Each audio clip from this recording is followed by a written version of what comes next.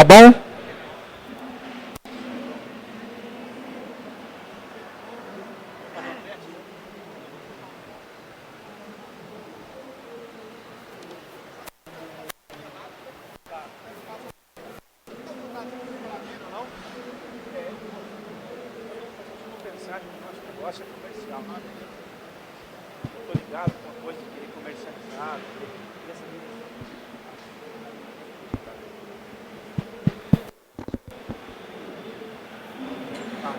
Agora eu tô feliz, porque quando eu falo com as mãos, com a mão com o microfone, fica meio atrapalhado.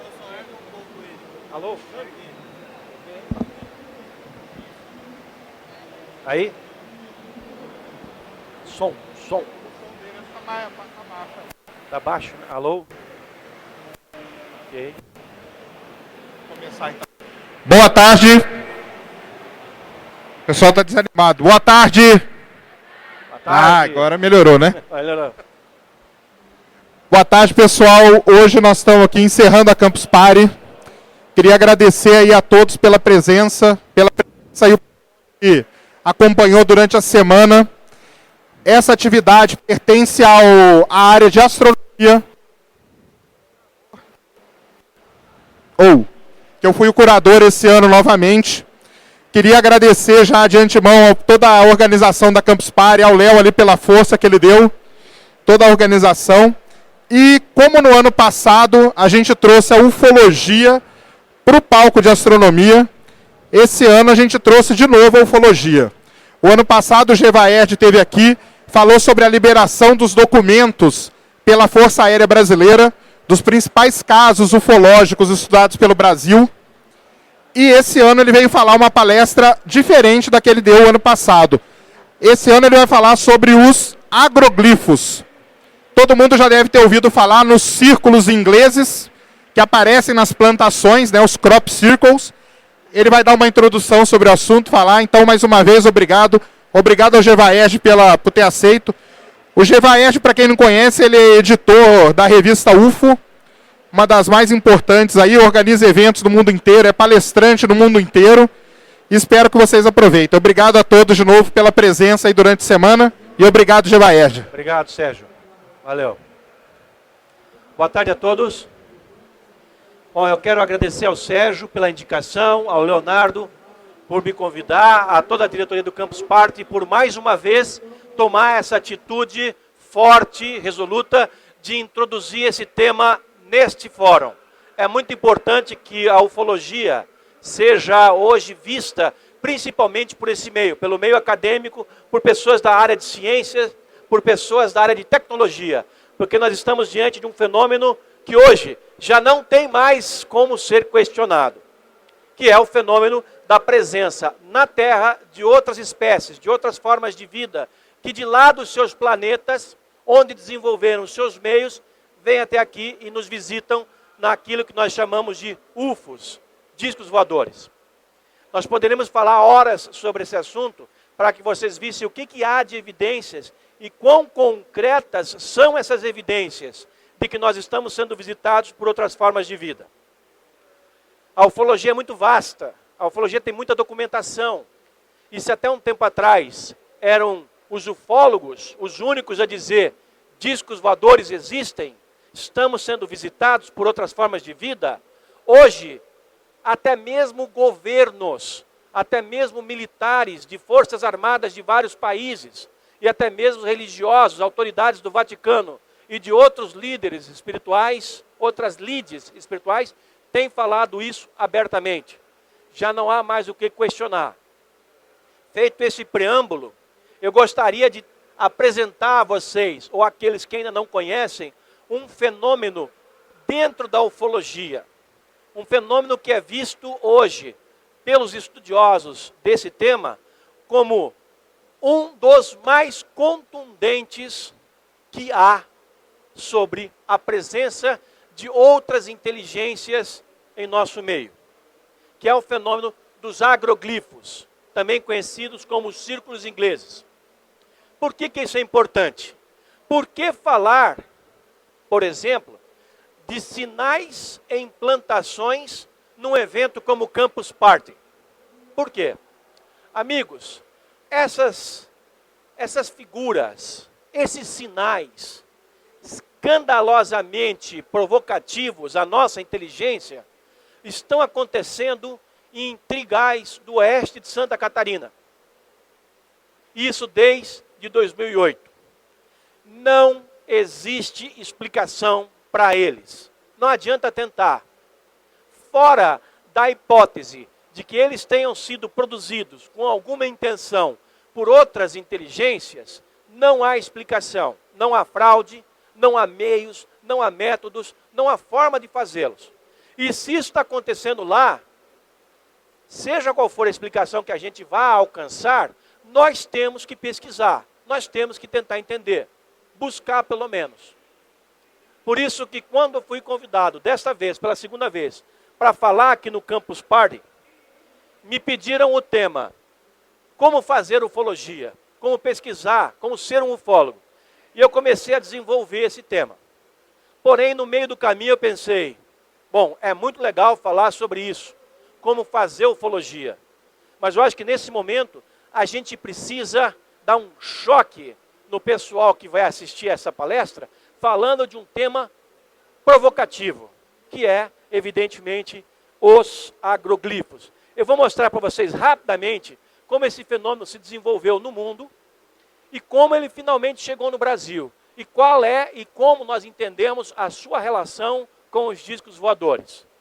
E vou dar algumas referências para que vocês façam por conta própria uma pesquisa. Buscando em Google, por exemplo, em alguns sites, imagens absolutamente surpreendentes que desafiam qualquer forma de compreensão. E é importante que se diga também que não são apenas os ufólogos, os estudiosos desse tema. Há hoje um universo de pesquisadores, de pensadores, de intelectuais, de cientistas de várias áreas, buscando compreender esse fenômeno e, mais do que isso, buscando explicar esse fenômeno para as pessoas. Nem mesmo o governo britânico, país em que esse fenômeno surgiu originalmente, por isso foi chamado de círculos ingleses, conseguiu até hoje uma explicação plausível para dar à sua sociedade, que é exigente, que quer uma resposta.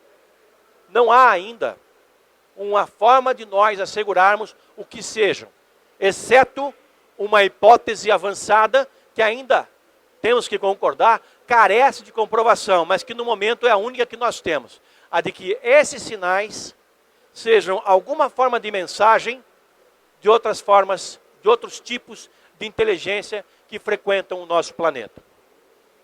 Vamos ver algumas evidências.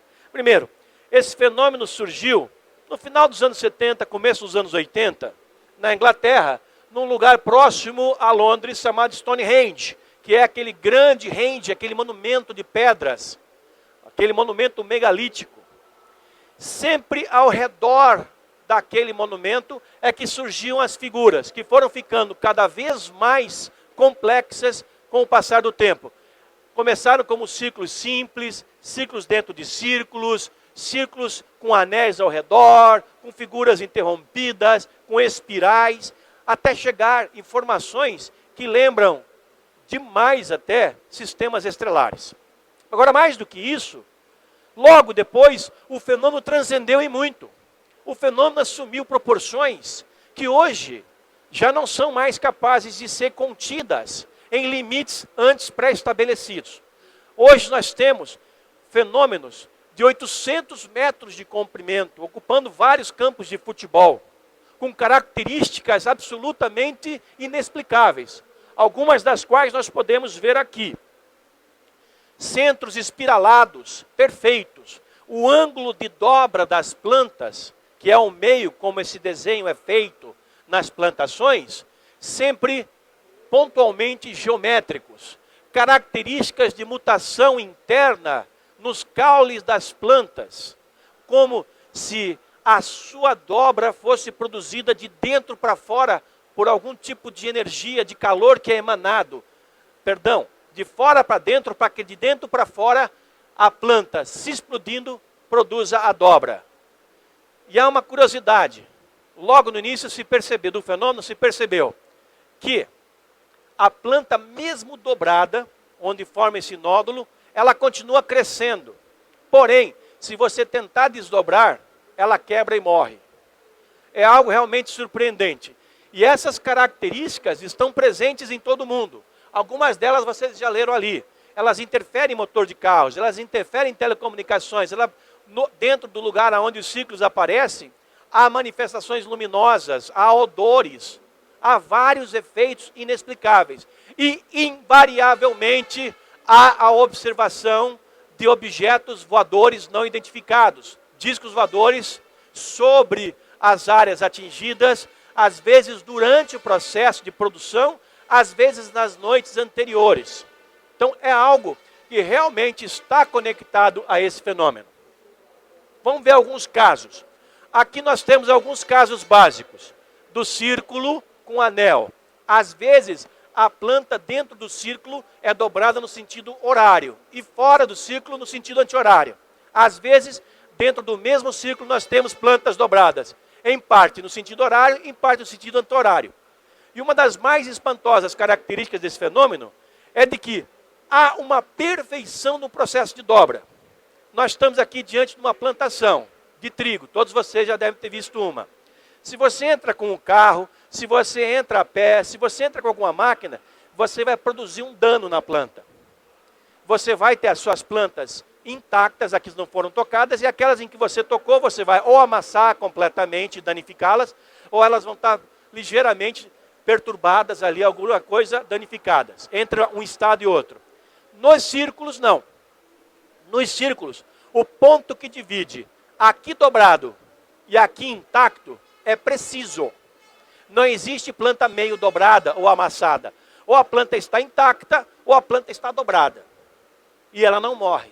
E ela não está amassada de uma maneira em que ela não possa ser colhida futuramente. Então, começa por aí o primeiro fato espantoso. E todos aqueles a que eu vou me referir ao longo dessa palestra. Vocês vão observar que a maioria das fotos, e se vocês hoje baterem na internet, no Google, crop circles, agroglifos ou agrogramas, como se fala nos países hispânicos, vocês vão encontrar milhares de fotografias. Há quem fale, há autores que tratam de 12 mil casos confirmados. Há outros que falam em 14 mil e há alguns que falam até em 30 mil. Nós ficamos com um número mais moderado, por volta de 10 mil, o que já está mais do que suficiente. Fosse um único caso, absolutamente legítimo, sem contestação, de que seja uma mensagem de outras inteligências, nós já estaríamos num fenômeno que merece toda a atenção científica. E, no entanto, não recebe nem sequer a mais mínima da atenção que a comunidade científica poderia dar a esse caso. A maioria das fotografias se deu na Inglaterra, para que vocês vejam a evolução do fenômeno ao longo dos anos 80 e 90. E depois, a partir do final dos anos 80, da Inglaterra, onde já havia milhares de casos, esse fenômeno foi para a Escócia, esse fenômeno foi para a Irlanda, esse fenômeno atravessou o Canal da Mancha e veio para o resto da Europa continental, Holanda, Portugal, Espanha, França e por aí vai, e se alastrou. Quase sempre esse fenômeno se manifestou ao longo desses 30 e tantos anos no hemisfério norte, raramente no hemisfério sul, e de um tempo para cá, mais maciçamente no hemisfério sul. Vejam as características de alguns deles. Juntando figuras geométricas, às vezes simples com complexas, e às vezes todas elas complexas, sempre numa certa disposição que instiga ao seu exame, ao seu escrutínio de uma maneira metodológica, à sua pesquisa. Porém, lamentavelmente, até alguns anos depois desse fenômeno surgir na Inglaterra, ele era somente um objeto de curiosidade. Foi depois de muito tempo passado é que se começou a investigar o fenômeno com uma metodologia aproximadamente científica. E hoje há grandes comunidades, grandes quantidades de pessoas investigando isso. Lá e em todos os demais países do hemisfério norte, onde esse fenômeno acontece, ele se dá no período, evidentemente, do verão, que é quando se planta, porque esse é um fenômeno que acontece em cima de grãos. Em alguns países acontece em cima de milho, de cana-de-açúcar, de feijão, de soja, mas de uma certa maneira sempre de alimentos. Raros são os casos sobre pastagens, sobre campos, sobre mata de alguma espécie. Quase sempre alimento e em 90% dos casos esse fenômeno se dá em cima de plantação de grãos. E na Inglaterra, e como nos demais países da Europa, quando o inverno é o contrário daqui, quando aqui é inverno, lá é verão, esse fenômeno se manifesta. Do final de maio até aproximadamente o começo de setembro, final de agosto. Indo a certas localidades da Inglaterra, nesse período, é absolutamente certo que vocês verão esse fenômeno se manifestar. Vejo algumas figuras bem interessantes, surgidas ao longo do tempo. Essa daqui é de 1989, enquanto o fenômeno ainda estava embrionário. Todas elas figuras instigando a nossa criatividade, a nossa imaginação. O que podem significar? Quem as fez? Com que objetivo? São mensagens para nós, mas o que elas significam? E quem está passando essas mensagens? Por que essa preocupação, se é que são mensagens, de mandá-las para nós? O que querem essas inteligências atingir, alcançar? Vejam, vocês vão ver essa palavra Wiltshire muitas vezes nas fotos, porque é um dos epicentros do fenômeno na Inglaterra.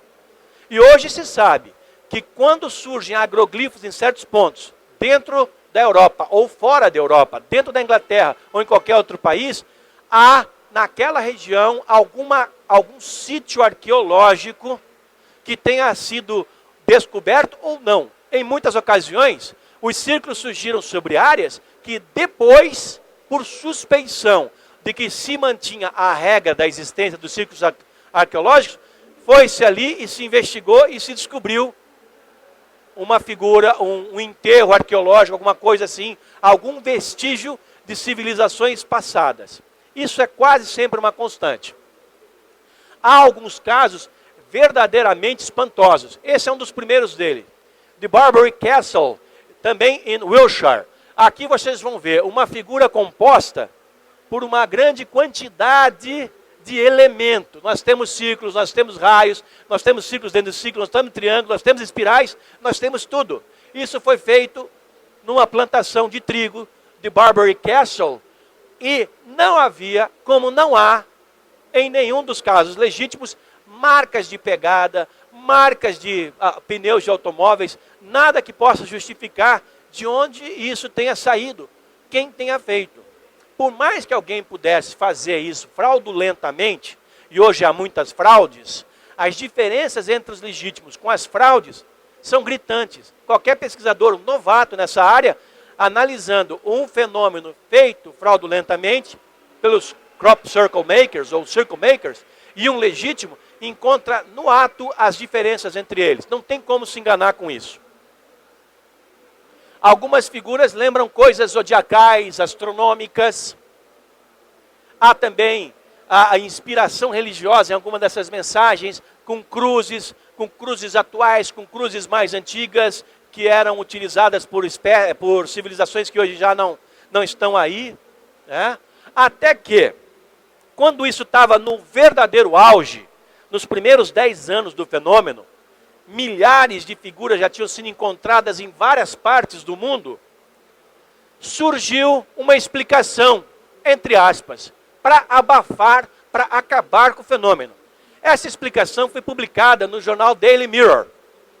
E ela conta que uma dupla de velhinhos, os sexagenários, depois septagenários, o Dave e o Doug, apareceram na mídia inglesa falando: "Ei, isso aí somos nós que fazemos. Nós é que produzimos isso, não tem mistério nenhum." Até hoje, décadas depois, nós ainda temos pessoas acreditando nessa história, de que dois velhinhos, sexagenários e depois septagenários, tivessem condição de produzir esses fenômenos. Recentemente a revista Veja, fonte de referência no Brasil, tratou dos agroglifos e falou que a explicação era qual? Dave e Doug. É simplesmente inacreditável. Eles disseram que teriam feitas aí coisa de 200 figuras entre 1978 e 1991. Mas nessa mesma época, eram centenas as figuras feitas nos lugares mais remotos da Inglaterra, algumas delas feitas inclusive na mesma noite. Eles não tinham nem carro para poder se locomover. Tudo foi um plano arquitetado pelo Ministério da Defesa britânico, o MOD, que está por trás do acobertamento ufológico em várias partes do mundo, em conexão com a CIA, para abafar essa informação, para abafar esse caso.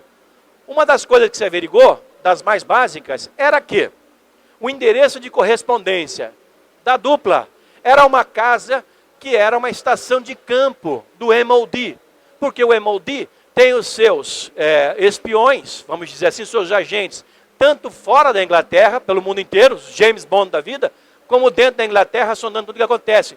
E existem casas ocupadas por esses espiões, esses membros da inteligência, por todo lado, inclusive em outras partes da Europa. E uma dessas casas, utilizadas por eles e mantida pelo MOD, era o endereço de correspondência do David Ogle. Ficou muito evidente, um furo absolutamente inacreditável que o MOD pudesse dar. Agora, o fato é que essa explicação não cola mesmo, mas nem com muito boa vontade, nem você não tendo nenhuma capacidade de raciocínio. E infelizmente, nós ainda hoje vemos cientistas, quando tratam desse assunto, quase sempre para negá-lo, como se ele não tivesse nenhum significado, se referir à explicação do David Ogle. No ano retrasado, eu quase caí da cadeira quando eu li a Folha de São Paulo, em que havia um artigo do nosso astrônomo número 1, Marcelo Gleiser, grande cientista, badaladíssima celebridade do mundo científico, falando sobre agroglifos, tema que ele não conhece, e se deu ao luxo de apresentar como explicação, algo que ele também não faz a menor ideia, a teoria do Dave e do Doug, para explicar milhares de figuras que estão deixando de cabelo em pé autoridades militares, científicas e governamentais do mundo inteiro.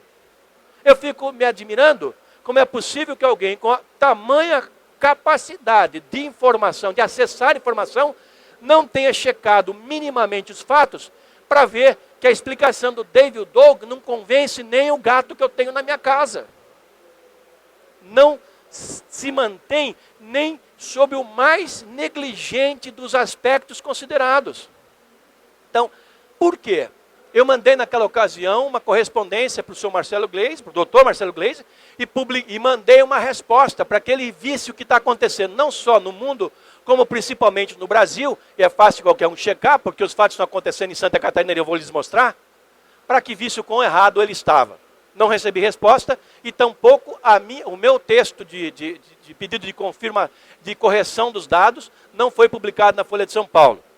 Ou seja, o acobertamento prevalece, e cientistas de grande porte estão envolvidos nele, quer voluntariamente ou quer por pura negligência, por puro interesse, ou até preguiça de checarem os fatos como eles devem ser checados.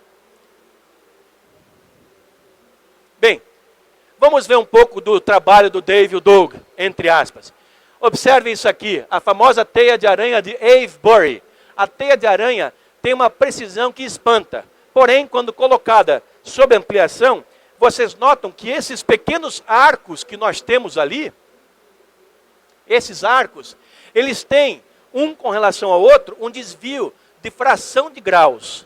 Como se a inteligência que tivesse feito aquele desenho, fizesse aquele de propósito em todos os arcos, do mesmo jeito, aquele desvio, para ver se nós somos capazes de perceber este pequeno detalhe. E há um outro fato importante a respeito dessa figura. Ela inaugurou a estação das figuras que começaram a ser feitas em 2 ou 3 noites. Até então elas apareciam numa única noite e acabou. A partir dessa, parte dela era feita numa noite, parte na seguinte, parte na outra. Elas iam interativamente crescendo e despertando a atenção do público. Isso vem ocorrendo até agora. Vejam algumas figuras, são só poucas amostras de um fenômeno que vocês podem encontrar em abundância na internet. Figuras com representação astronômica, figuras, o yin, o yang, o infinito, está aí. E essa, finalmente, de 1995, a Longwood Warren, é uma das mais provocativas. Porque aqui nós vemos uma representação clara do sistema solar interno. que é aquela parte do sistema solar que vai do Sol até o cinturão de asteroides. Nós temos o Sol, a primeira órbita ao redor dele, que é de Mercúrio, a segunda, que é de Vênus, a terceira órbita da Terra, vazia. A quarta órbita, Marte e o cinturão de asteroides. Essa aí só pode ser uma mensagem para nós, porque o único planeta que está sobrando era a Terra. Esse tipo de provocação, repetindo essa palavra à exaustão, foi observado em inúmeras outras ocasiões ao longo desse fenômeno. Hoje há inúmeras representações de sistemas estelares em várias partes do mundo. Mas o fenômeno continua. Como essa figura que está representada aqui nessa obra de arte feita pelo nosso amigo Francisco Panachão. Tá? Ou essa daí. Tá? Ou essa daí. Também. Aqui nós temos cerca de 400 figuras, círculos, todos eles colocados de uma maneira geometricamente precisa, cada um deles tendo as plantas no seu interior dobrada num sentido, coisa impossível de ser reproduzida. Eu comecei a pesquisar esse fenômeno há uns bons 20 e poucos anos, e estive em vários lugares onde eles aparecem. Em um deles, em Alton Barnes, em Avebury, que é do lado de Wiltshire, eu tive a oportunidade de ser a primeira pessoa a entrar num círculo. Ele estava fresco, ele estava virgem, e os meus amigos me levaram lá, falaram, você nunca entrou, você vai ser o primeiro, nós estamos habituados a fazer isso aqui. E eu entrei nesse círculo, e eu posso relatar a vocês, eu não sou a pessoa facilmente levada pela fantasia, mas nessa oportunidade eu tive uma experiência bem interessante, que eu não consigo ainda descrever em termos fáceis. E nem poderia também, porque não temos tempo aqui, mas foi algo que marcou a minha trajetória de pesquisador de ufologia e desse fenômeno. Algo que eu viria a sentir depois em alguns fenômenos ocorridos aqui no Brasil. E que isso está ao alcance de qualquer pessoa. Qualquer pessoa que frequente um desses ambientes não vai sair dali como entrou. Vai ter sensações diferentes.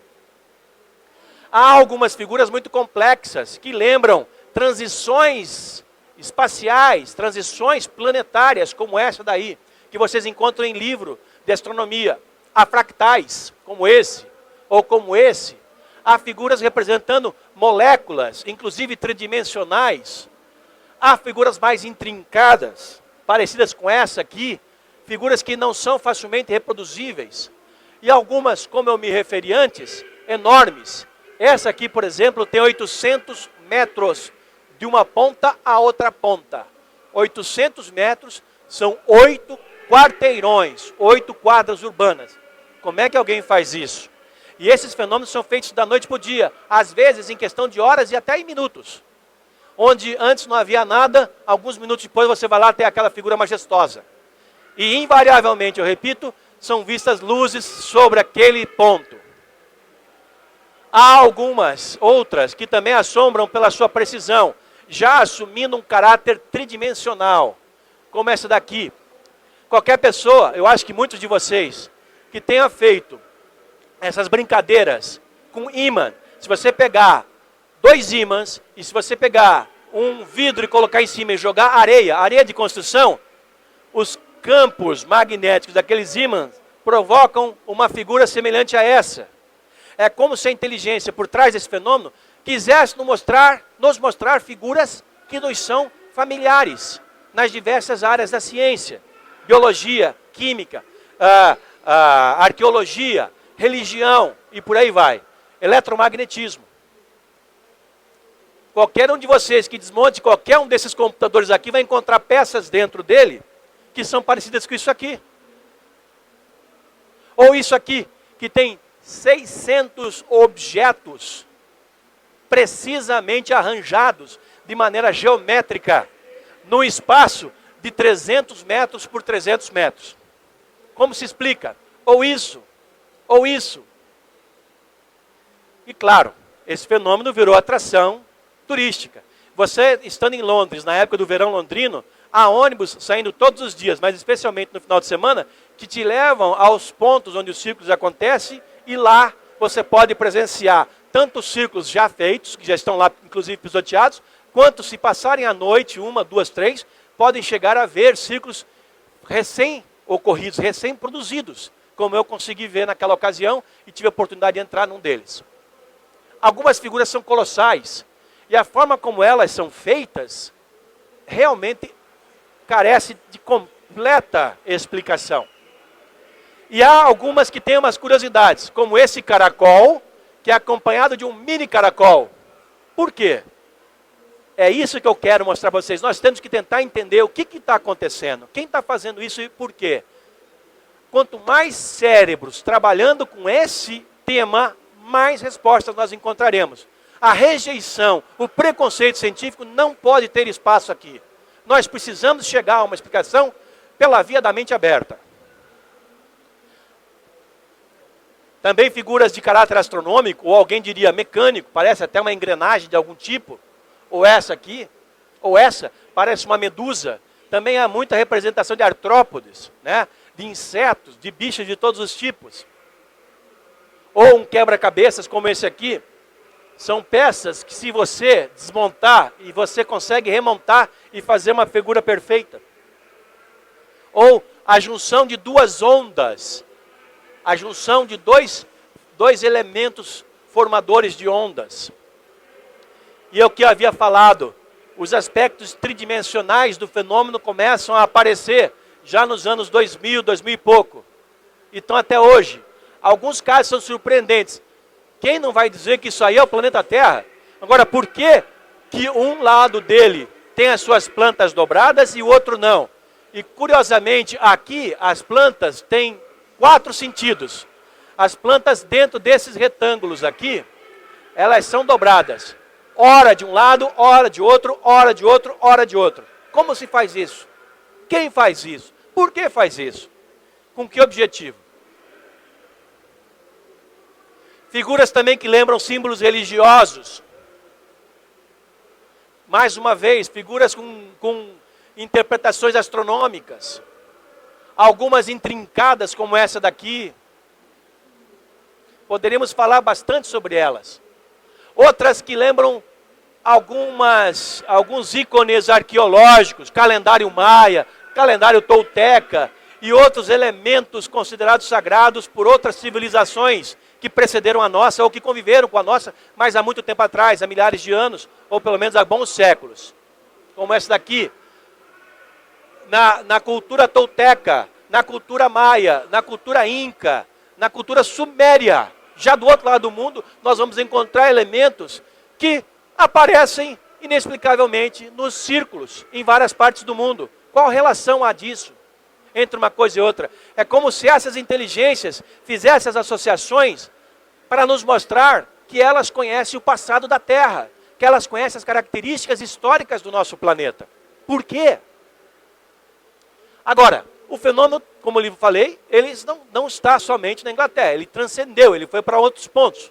Aqui nós temos nos Estados Unidos, nós temos na Alemanha, nós temos na Nova Zelândia, e aí vai, Polônia, Canadá, Bélgica, Suíça. Esse é muito complicado de ser feito. Mesmo com programas tipo AutoCAD, reproduzir isso é extremamente difícil. Há logaritmos envolvidos. E esse aqui, que em 2008 surgiu na cidade de Boryong City, na Coreia do Sul, é um dos mais impressionantes. Aqui vocês estão vendo essa moça em pé. Observem a largura desse desenho. Estão vendo? Ela está aqui, ó, nessa posição. A primeira bola aqui atrás é essa. A segunda bola ali atrás é aquela. Imaginem, se essa largura aqui, proporcional a ela, já é grande, vamos dizer que aqui tem uns 2,5 metros a 3, imagina o tamanho dessa figura inteira. Imagina como isso foi feito. E, incrivelmente, isso surgiu em fração de horas numa cidade de um país que nunca esteve na rota desse fenômeno. Surgiu lá na Coreia do Sul. E a partir do momento que surgiu, não parou mais. Mas e no Brasil? Se nós fizermos a associação desse fenômeno com o fenômeno dos discos voadores, uma pergunta na hora sai na nossa cabeça. Nós sabemos que em tudo que se refere a discos voadores, o Brasil contribuiu desde os primórdios da descoberta desse fenômeno, nos anos 40 até aqui, com tudo do melhor. As melhores observações de massa, as melhores aterrissagens, os casos de abdução, os primeiros contatos íntimos entre humanos e extraterrestres, tudo o Brasil contribuiu. Então o Brasil participa do fenômeno UFO intensamente desde os seus primórdios. Porém, se nós levarmos em consideração que esse fenômeno está relacionado ao fenômeno UFO, como é possível que nunca isso tenha ocorrido no Brasil? Pois é, essa é outra das nossas indagações. E felizmente, e surpreendentemente, isso aconteceu pela primeira vez em 2008. Mais de 30 anos depois de ter começado lá fora, finalmente esse caso surgiu. E onde? Surgiu na pequena cidade de Ipuaçu, 520 quilômetros de Florianópolis, uma região eminentemente agrícola, trigo, triticale, soja, um ponto repleto ao redor de cooperativas agrícolas, algumas delas muito sofisticadas, bem aparelhadas, com técnicos de primeira. E a peculiaridade máxima que nós podemos encontrar nessa região, além de muitas comunidades indígenas, é vestígio de que os incas, que saíram lá dos Andes, especialmente da área de Machu Picchu, tenham atravessado boa parte do continente, descido por aqui para chegar no sul do estado de Santa Catarina até o mar, tendo passado por Ipuaçu. O mesmo se deu aqui em Botucatu. Ali existe um caminho que já foi identificado como um caminho Inca. Os Incas chegaram até Ubatuba, Praia Grande, outras regiões do litoral de São Paulo, desde Machu Picchu, passaram pelo Pantanal, passaram por tudo isso aí. Essa é uma característica que talvez tenha alguma coisa a ver com esse fenômeno, porque nós simplesmente não entendemos por que isso aconteceu em Ipuaçu. O fato é que, quando aconteceu pela primeira vez em Ipuaçu, as pessoas perguntavam, tá, mas por que Ipuaçu? A gente não sabia, não tinha explicação. Será que ali existem sítios arqueológicos? Será que ali existe alguma coisa que prenda essas formas de pensar inteligente que estão mandando esses sinais? Tal como em outros lugares, como na Europa, por exemplo? Será? Não dá para saber, pelo menos por enquanto, porque o fenômeno não está ainda devidamente investigado, porque ele conta com a negligência da ciência, que no Brasil ainda não olhou para isso. Vejam só, esse é o primeiro fato ocorrido, os primeiros 2 círculos surgidos em Santa Catarina em novembro de 2008. Os 2 têm características exatamente idênticas ao princípio desse fenômeno na Inglaterra. Eles se manifestaram aqui de forma idêntica à dos anos 80 na Inglaterra. Tá? Um deles na colheita de trigo do seu Inésio Trentin, que é essa figura. Aqui nós estamos vendo as características. Eu tive a oportunidade de chegar lá no dia seguinte ao achado, mas já estava pisoteado. Infelizmente já estava pisoteado.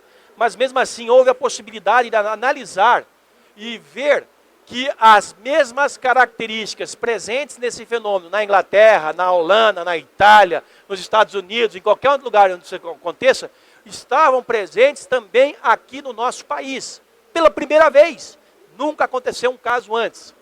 E aí nós tínhamos aquela característica da dobra perfeita, nós tínhamos as plantas todas dobradas no mesmo ângulo para dentro da figura, num momento em sentido anti-horário, no outro momento no sentido horário, às vezes misturando os 2 sentidos. O fenômeno simplesmente não tem como ser explicado. Está aí algumas fotografias, nós fizemos todas as medições cabíveis. Aqui já é o círculo que surgiu na propriedade do seu Nilson Biasotto. As 2 propriedades são separadas entre si por alguma coisa entre 2 quilômetros aproximadamente. Estão na área rural da cidade de Ipuaçu, que fica a 520 quilômetros de Florianópolis. Longe de tudo. Por que essas inteligências iam fazer isso lá? Lá no meio do mato. Lá no lugar onde tão poucas pessoas podem ver. Realmente não tem explicação. Mas também, como na Europa, isso aqui virou atração turística. Aqui nós temos as características que eu havia descrito a vocês. Já existe um certo pisoteamento aqui, mas as plantas, pelo menos desses lugares, elas estão ou perfeitamente intactas ou amassadas. Algumas medições feitas, coleta de exame. Nessa aqui vocês podem ver que a planta ao redor, na propriedade do seu Nilson Biasotto, havia sido colhida.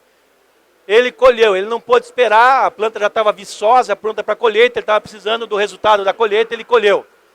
E deixou apenas essa área intocada, onde os estudantes faziam a sua festa. Quando eu fui aí, tinha até cachorro correndo para dentro do círculo. E muitas pessoas que eu entrevistei, que moram naquela área rural, contando exatamente a mesma coisa que as testemunhas lá da Inglaterra contam. Que na noite anterior, viam luzes sobre o campo. Pessoas, isso aconteceu numa noite de um sábado para um domingo.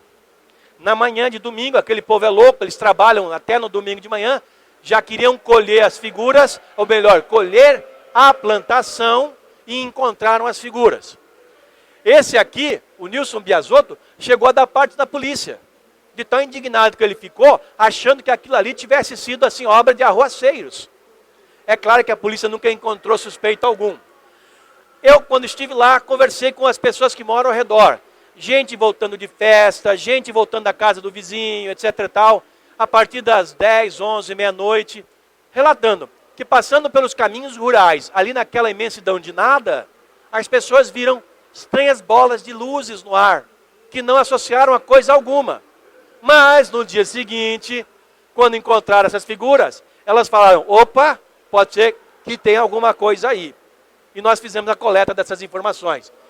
As luzes que foram observadas foram descritas dessa maneira. Esses são desenhos empregados na revista UFO que servem para representar como isso aparece. Às vezes são bolas metálicas recobertas de luz que têm a capacidade de aumentar de tamanho, de diminuir de tamanho, que andam para lá e para cá e que nós chamamos de sondas ufológicas. São objetos não tripulados, autocontrolados de alguma forma e que permanecem naquele local por um certo tempo.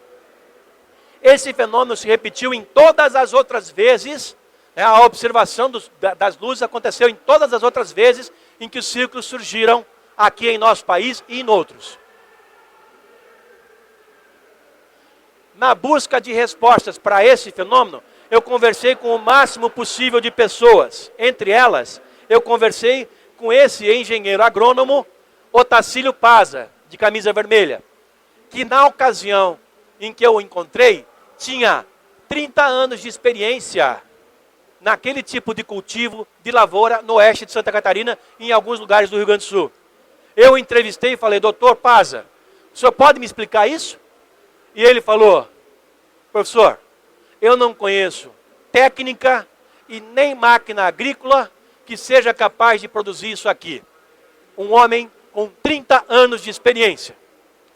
Incentivado por isso, ao dar entrevistas para os jornais e para rádios e TVs do oeste de Santa Catarina, como eu falei para vocês, uma área ricamente tratada com cooperativas agrícolas, com muitos técnicos agrícolas, com inúmeras faculdades de agronomia.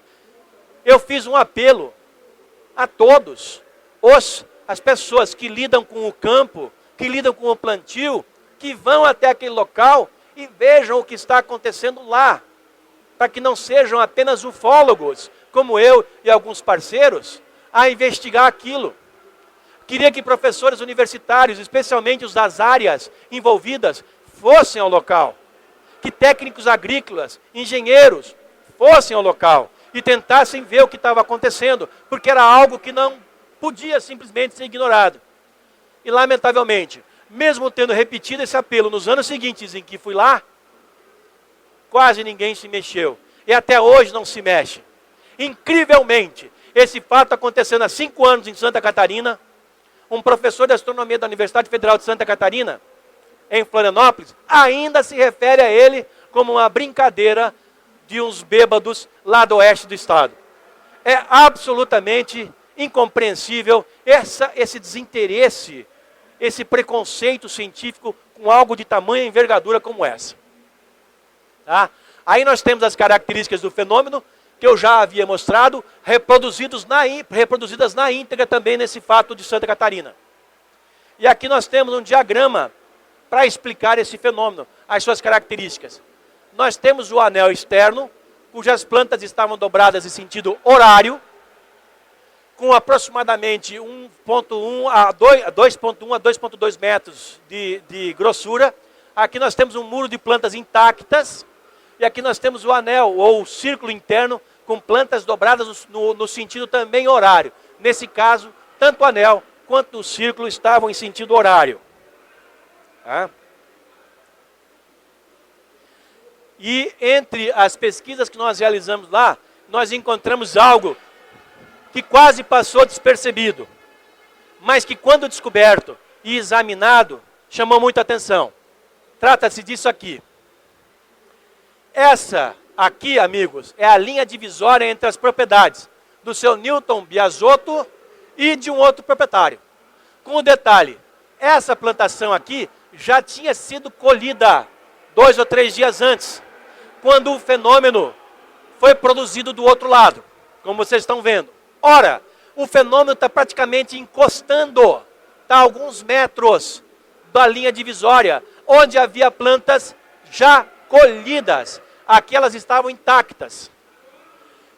Se quem tivesse feito isso, não tivesse precisão, não tivesse a intenção, poderia facilmente ter errado o rumo, mirado errado e errado ao alvo, e feito isso aqui um pouquinho para o lado de cá. E se tivesse feito do lado de cá, a figura não ia ser tão visível, tão bonita, tão exuberante quanto foi. Então, isso aqui é uma característica muito clara, bastante clara, de que há uma intencionalidade, há uma inteligência produzindo isso. E aqui eu abro um parênteses para dizer para vocês que o trabalho de investigação desse fenômeno, tal como das observações ufológicas, dos pousos de naves, dos contatos com tripulantes, tudo isso segue uma metodologia de pesquisa. O ufólogo não é um chutador, não é alguém que vai lá e tenta pura e simplesmente colher uns dadozinhos, jogar junto, fazer um relatório e entregar. Não. É importante que se siga uma metodologia. Essa metodologia, inclusive, emprega vários conceitos científicos de muitas áreas. Nós precisamos de conceitos da química, da física, do magnetismo, da biologia, da astronomia, da óptica, da física atmosférica. Todas essas ciências são utilizadas como base do nosso estudo e das conclusões a que nós chegamos. É como um trabalho policialesco, é como se se os ufólogos fossem uma espécie de perito policial, que vão num lugar onde aconteceu um delito e fazem o levantamento da cena, metodologicamente, e lá lançam um resultado através de um laudo. É assim que age o ufólogo, dessa maneira. Se tivesse a oportunidade de fazer aquela outra palestra que me pediram, eu trataria desse tema em profundidade. Mas vamos falar apenas rapidamente dele dessa vez. Tá? Para que vocês tenham uma ideia. Ufologia, amigos, é ciência pura, do começo ao fim. Não tem chutômetro. Para se fazer pesquisa em ufologia, precisa se conhecer destas áreas todas a que eu me referi. E se um ufólogo não tem conhecimento, ele requer a ajuda de quem tem. De um físico, de um biólogo, de um médico, de um astrônomo, para juntos chegar a uma conclusão. É muito simples, é muito básico. Ufologia é ciência pura. E não pode ser dito o contrário. E claro, logo depois, alguém tentou fazer uma fraude num campo de trigo da Universidade do Oeste de Santa Catarina. Só que vejam as condições da fraude. Absolutamente ridícula. Isso aqui foi feito com paus, foi feito com garrafas PET, com cimento dentro, onde se enfia um cabo de vassoura e por aí vai. Inúmeras vezes se tentou coisa assim. E o resultado é pífio. Não tem como você comparar um fato com outro.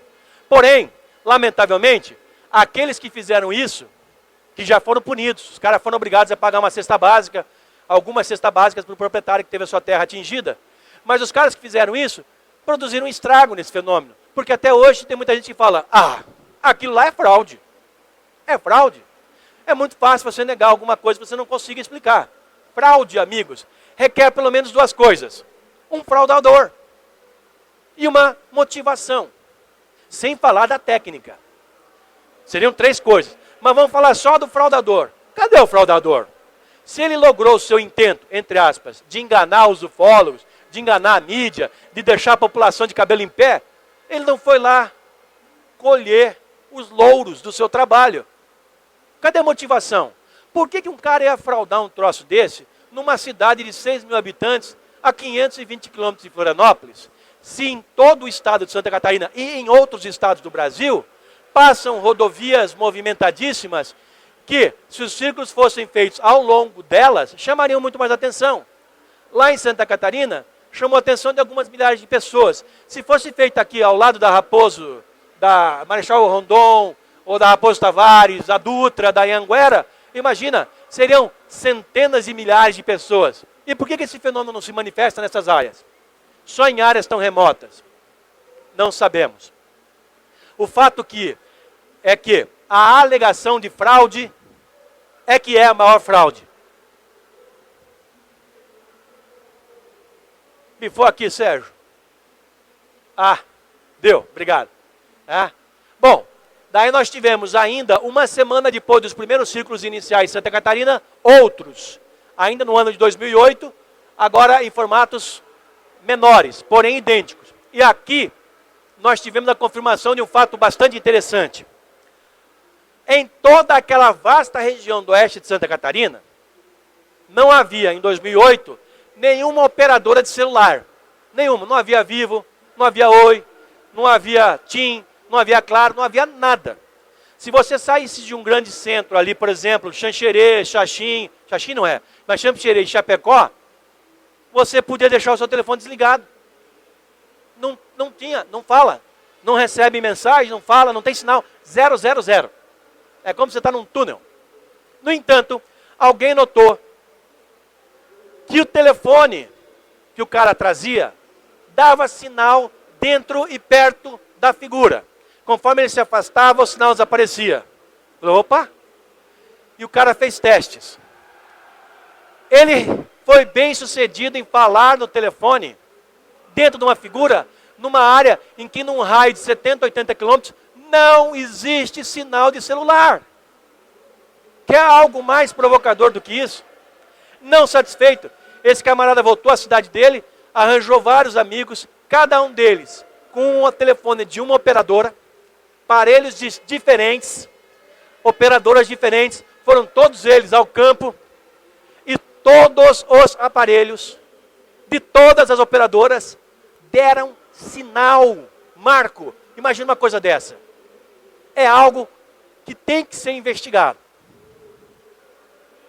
É mais uma das inúmeras características desse fenômeno. Além de outra, de que ele ocorre sempre no Brasil, no mesmo lugar. Aqui nós temos novos casos ainda na cidade de Ouro Verde, próximo de Ipuaçu, 20, 30 quilômetros de Ipuaçu.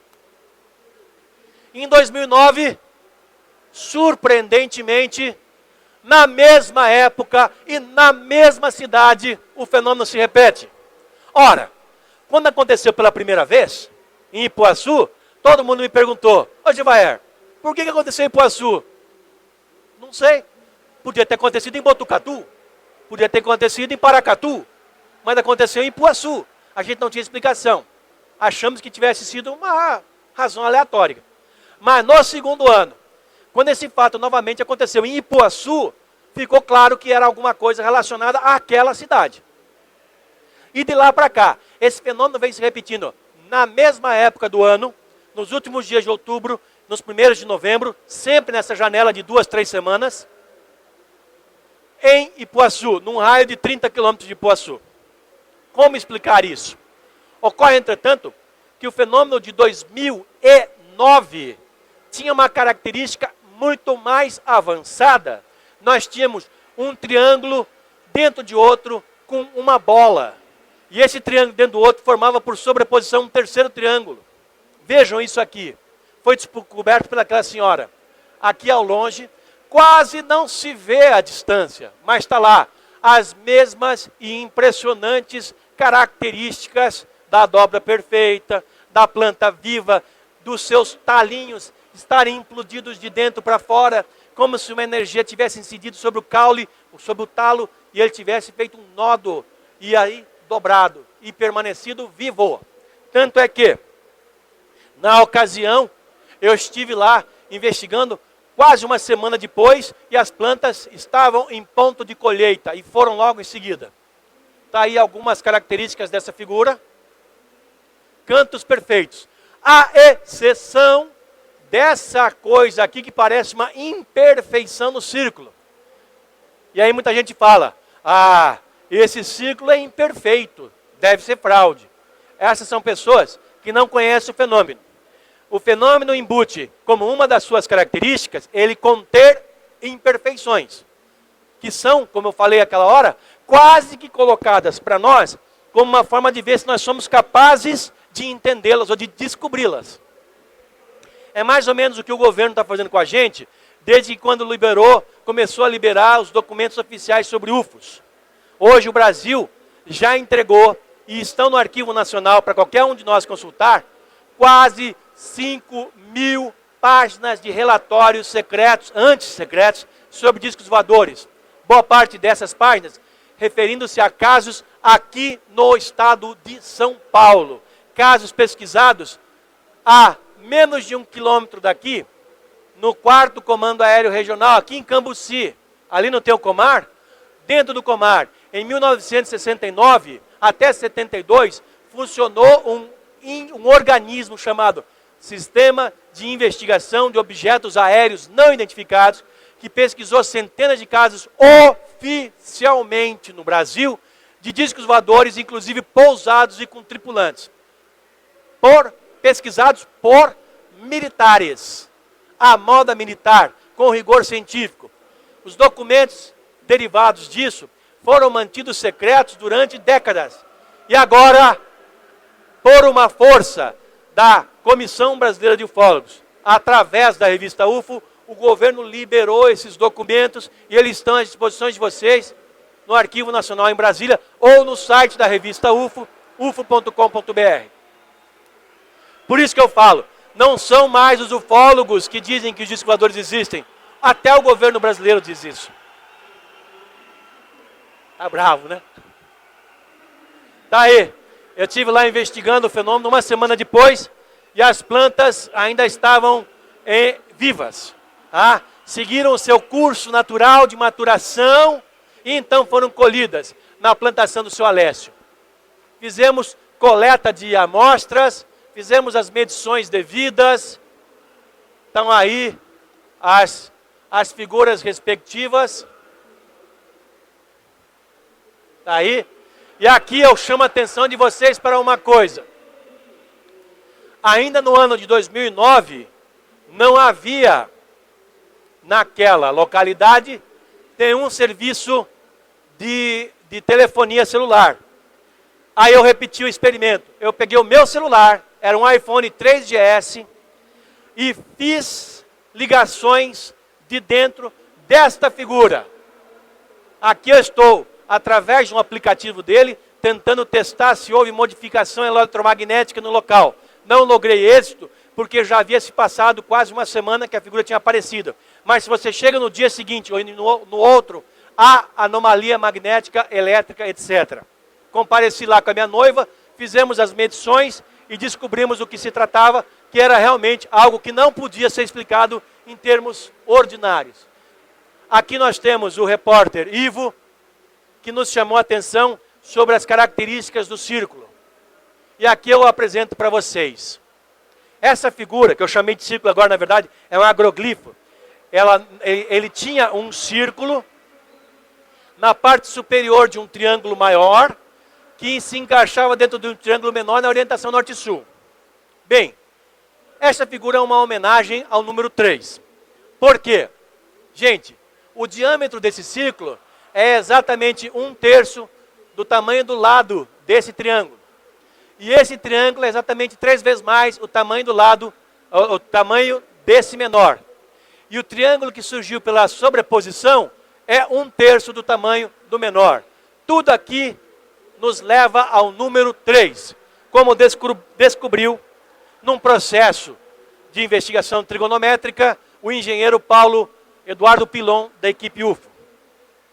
Todos os agroglifos que vocês encontrem no Brasil, no exterior, estudos feitos sobre eles, e hoje nas mais diversas áreas são empregadas para estudá-los, levam a uma identificação de uma data, de uma efeméride, de um ponto geográfico, de alguma informação, de uma fórmula matemática, de alguma grandeza física, de alguma molécula, enfim, todos, quando depurados, apresentam uma informação intrínseca dentro deles, como se o objetivo dessas inteligências fosse nos mostrar que há ali algo que nós devamos conhecer.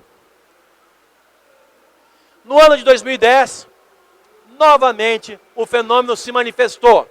Só que ele só foi reportado para nós algum tempo depois, impedindo a investigação. Mas aí estão algumas imagens dele. E novamente em 2011. Em 2011 foi uma coisa extraordinária. Nós tivemos um pipocar de agroglifos em várias regiões. Sempre a 30 quilômetros de raio da cidade de Ipuaçu.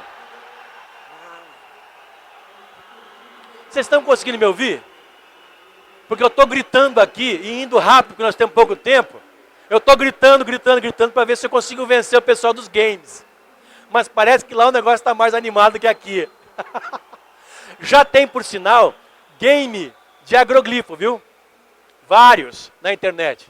Bom, essa é a figura de Bom Jesus, que fica ali próximo de Ipuaçu. Tá? Mais uma vez, a figura de Bom Jesus, observada. As mesmas características de sempre. Então ali, ok? Essa já é uma foto feita por mim. Quando eu fui investigar esse fenômeno, no dia 4 de novembro, peguei meu carro, eu moro em Curitiba, fui até lá investigar.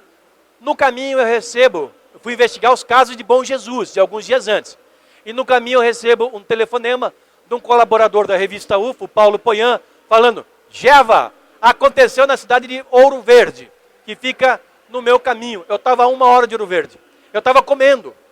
Parei de comer, larguei tudo e fui voando para lá. Cheguei lá e fui uma das primeiras pessoas a entrar nesse agroglifo do dia 4 de novembro, que tinha recém sido descoberto por membros da prefeitura da cidade de Ouro Verde, numa propriedade rural ali perto. Está aí a figura.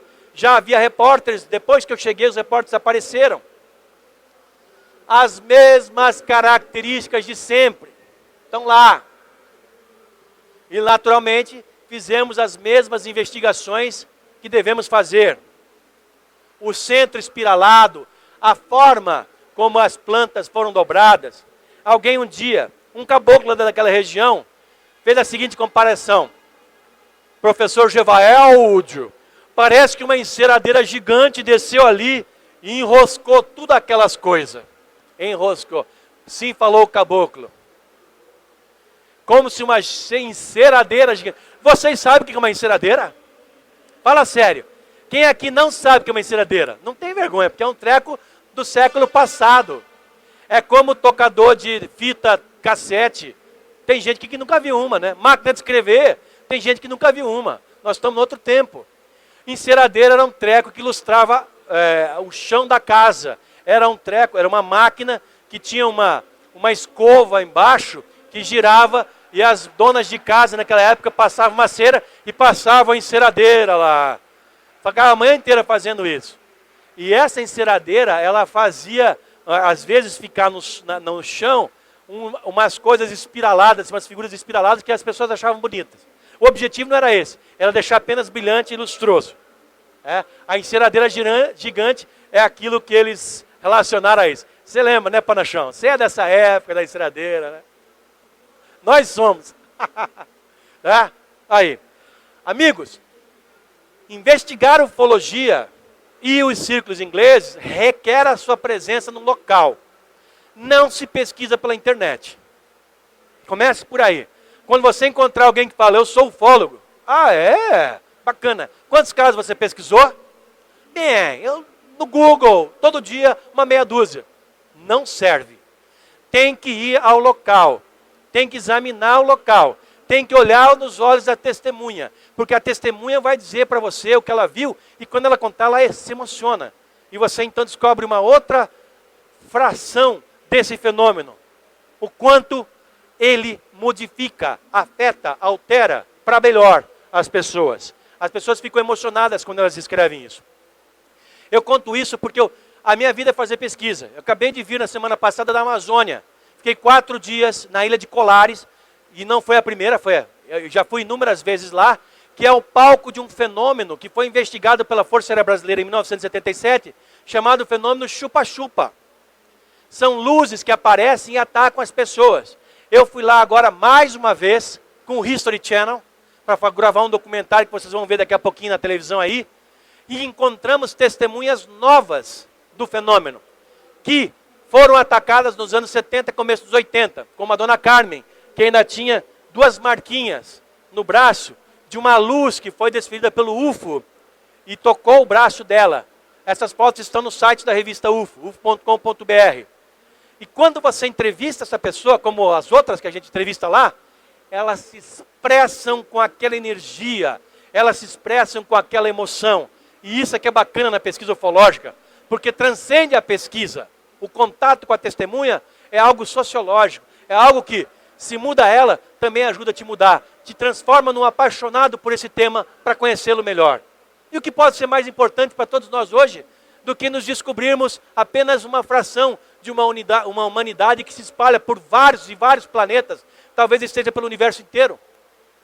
Nós aqui na Terra somos apenas um pedaço, uma porçãozinha dessa humanidade que está espalhada pelo universo. A prova disso é que os discos voadores estão vindo aqui, exatamente como nós estamos indo lá. Nós não estamos em Marte agora, cavucando o solo de Marte. Nós não estamos tirando fotografia dos anéis de Saturno, do satélite de Urano. Nós não estamos perseguindo com as nossas máquinas os cometas. Não estamos fotografando asteroides. São todas essas máquinas que nós mandamos lá para fora, discos voadores. A diferença entre os nossos discos voadores, como o Curiosity, e os discos voadores deles, gramado do vizinho é mais verde, obrigado. A diferença é que eles têm mais tecnologia. São capazes de romper distâncias incomensuráveis, as distâncias interestelares, e chegar até aqui com segurança, chegar até aqui com eficiência, com rapidez, enquanto nós não conseguimos fazer isso. Para nós mandarmos a Curiosity para Marte, quanto tempo foi necessário, Sérgio? 10 meses. 10 meses para a Curiosity chegar em Marte, para chegar lá e ficar fazendo buraquinho no chão. É um baita avanço, legal, né? Mas e aí? E esses seres que conseguem vir aqui, colocar uma nave que voa, que persegue nossos aviões, que pousam onde querem, que interrompem tráfego aéreo, que pintam e bordam com tripulantes dentro, que às vezes saem em contato com a gente. É uma coisa que vai muito além. Nós vamos chegar lá um dia. Nós vamos ter essas máquinas. Se nós não tocarmos fogo na nossa casa antes. Tomara que não. Muito bem. 2008, 2009, 2010, 2011 e novamente em 2012. E onde? Na cidade de Ipuaçu ou no seu entorno imediato. Todo Velho, cidades como Abelardo Luz, Ouro Verde, essas regiões. Só que dessa vez aconteceu, pelo menos 2 semanas antes do previsto, no dia 13 de outubro de 2012. Agora, gente, alguns meses atrás, 2012. É sempre nessa época. E aconteceu com uma característica absolutamente espantosa. Então aqui algumas fotos que vocês podem ver. Era uma figura descomunal, com características impressionantes. Aqui nós temos alguns detalhes, e já vou mostrar para vocês como era isso. Nós tínhamos um círculo, tínhamos 2 conjuntos, tá? Esses 2 conjuntos unidos por um, entre aspas, corredor de 10 metros, por aproximadamente 1 metro de plantas dobradas, no sentido do corredor, no sentido leste-oeste. O primeiro conjunto tinha um círculo de 40 metros de diâmetro, com as plantas dobradas em sentido horário, e ao redor, unidos entre si, 30 círculos menores interligados. Presta atenção, não eram 29, não eram 31, eram 30. Alguém usou o nosso sistema matemático para fazer isso. O círculo maior tinha exatamente 40 metros, não tinha 40 metros e 30 centímetros, nem 39 metros e 65 centímetros, tinha 40 metros.